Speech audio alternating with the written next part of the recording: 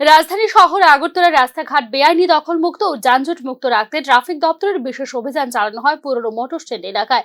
অভিযানের নেতৃত্ব দেন ট্রাফিক দপ্তরের এসপি মানিক দাস সহ সংশ্লিষ্ট অন্যান্য দপ্তরের আধিকারিকরা। সোমবার ট্রাফিক দপ্তরের এক যৌথ অভিযানে বেআইনিভাবে রাস্তা বা ফুটপাত দখল করে যারা ব্যবসা করছে তাদেরকে দোকান সরিয়ে নেওয়ার জন্য নির্দেশ দেওয়া হয়েছে। এছাড়া শহরের রাস্তায় গাড়ি ও বাইক বেআইনিভাবে পার্কিং করার জন্য জরিমানা করা হচ্ছে বলে ট্রাফিক দপ্তর থেকে জানানো হয়েছে। এদিনের এই বিশেষ যৌথ অভিযানে ট্রাফিক দপ্তর ছাড়াও রাজ্য পরিবহন দপ্তর, পশ্চিম জেলা পুলিশ ও আগরতলা পুর নিগমের বিভিন্ন আধিকারিকরা নেতৃত্ব দেন। শহরের রাস্তাঘাট যানজট মুক্ত রাখতে এই ধরনের অভিযান আগেও করা হয়েছিল এবং ভবিষ্যতেও জারি থাকবে বলে জানিয়েছে ট্রাফিক দপ্তরের এসপি মানিক দাস। ডিস্ট্রিক্ট পুলিশের পক্ষ থেকে তো এটা আমাদের একটা জয়েন্ট ড্রাইভ। আগরতলা শহরের যতগুলো বিজি এরিয়া আছে তার মধ্যে একটা হলো এই ওল্ড মোটর স্ট্যান্ড এরিয়া।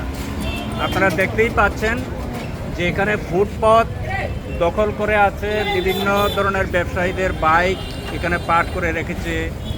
কিছু কিছু আনঅথরাইজড লোক এখানে ব্যবসার নামে এখানে ফুটপাত দখল করে বসে আছে, রাস্তা দখল করে বসে আছে।